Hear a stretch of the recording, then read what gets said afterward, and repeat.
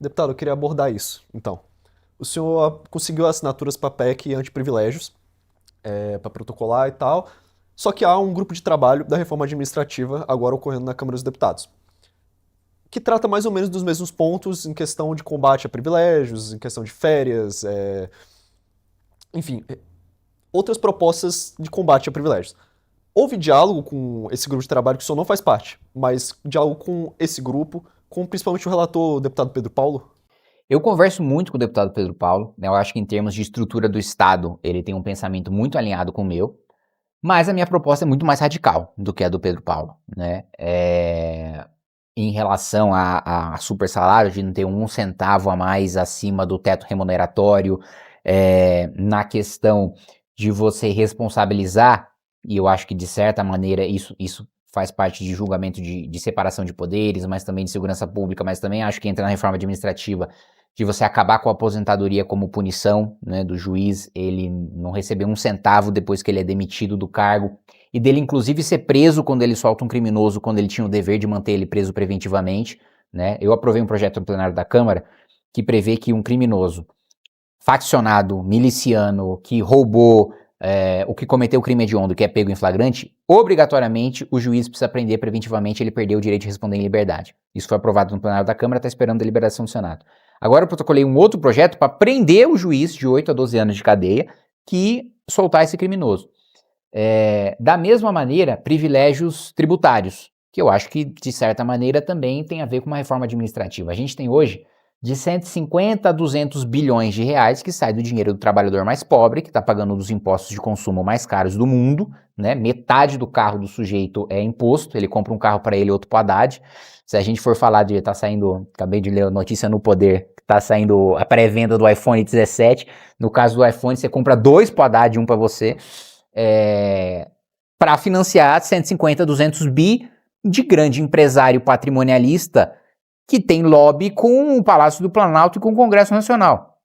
Então, eu sei que o deputado Pedro Paulo, se ele não tivesse que conciliar os interesses de tantos parlamentares de um grupo de trabalho e de pensar também de como tentar construir maioria num plenário sobre o governo Lula, ele tem que suavizar a proposta. Mas eu também sei que no mundo ideal do Pedro Paulo, a reforma é mais branda do que no meu mundo ideal. Então nós temos esse diálogo, mas visões de mundo ainda diferentes. Apesar de eu achar que a proposta do texto final que ele apresentou é bom, eu, se for a votação, votaria a favor, mas eu duvido muito que o PT deixe que qualquer reforma administrativa seja votada. Alguma ideia sua foi incorporada nesse processo de elaboração da reforma? Teve uma ideia que nós tratamos juntos em relação à limitação de super salário, que, mais uma vez, não é do mesmo radicalismo que eu proponho, mas de ter uma limitação ali de 30%, né, acima do teto remuneratório constitucional para as verbas indenizatórias. Nesse aspecto, eu acho que é uma coisa que a gente até tinha apresentado junto numa PEC anterior, a PEC do equilíbrio fiscal, e que ele trouxe para da reforma administrativa.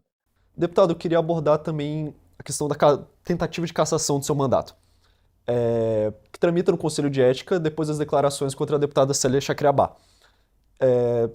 O que o senhor tem a dizer sobre o andamento desse processo e qual é a sua interlocução para um possível acordo para sua defesa, para não perder o seu mandato? Então, vamos lá, não vou fazer acordo nenhum, porque eu não vou recuar, não vou voltar atrás, não vou pedir desculpa, estou defendendo a minha honra, meu sobrenome e a honra da minha família, né? Eu estava fazendo um debate crítico, incisivo, como sempre faço, mas sem nenhum ataque pessoal, mesmo porque eu nem sabia quem era a Célia Chacriabá antes dela vir com a caneta tentar furar minha mão. E eu falei fatos, né? Que ela ficou nervosa com os fatos. Falei que no licenciamento de Belo Monte teve tribo indígena que recebeu lá 80 caminhonete 4x4, trava elétrica, ar-condicionado, que recebeu centenas de cabeça de gado Nelore, centenas de cabeça de gado leiteiro, recebeu casa e 3 a 5 milhões de reais na conta corrente. Isso é fato.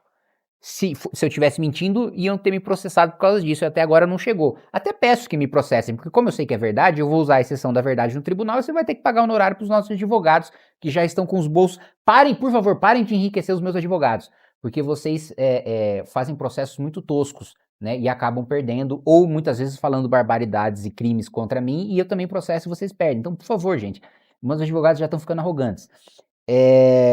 Eu disse isso, e aí ela ficou ofendida e disse, não, mas é um absurdo esse deputado estrangeiro que nem é daqui e não tem nenhum direito de opinar sobre os assuntos daqui. Primeiro que eu sou brasileiro.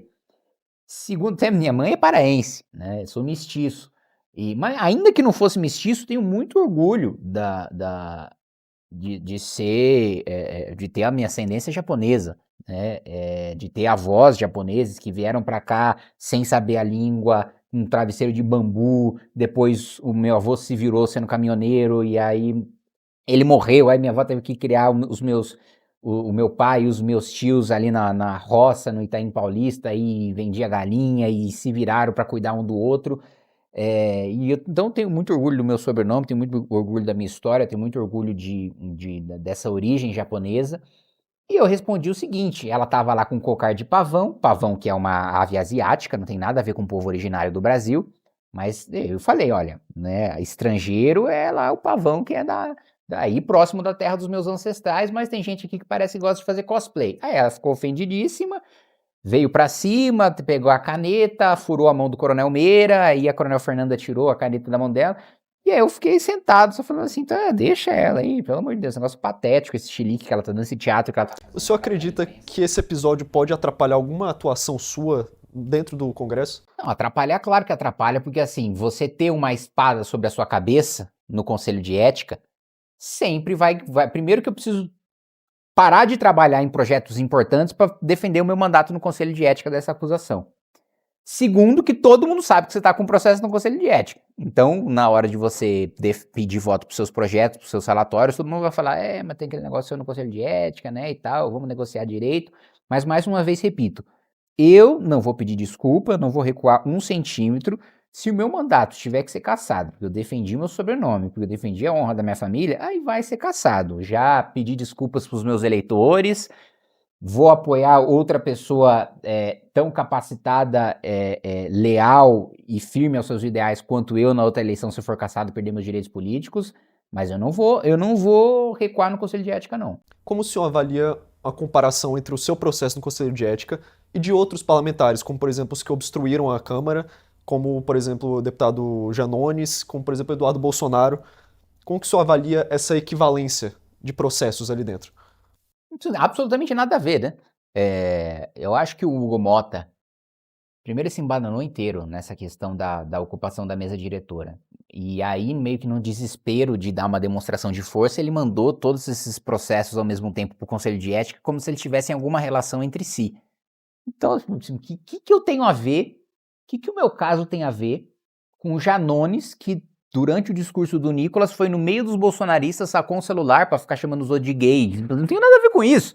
Não fiz nada parecido, né? Então enfim, é bizarro, né? Mas no Brasil, coisas bizarras acontecerem é terça-feira. O senhor mencionou o presidente da Câmara, Hugo Mota. Como que o senhor avalia hoje o estado dele? Ele está fragilizado? Ele está da mesma maneira que começou? Ele está melhor?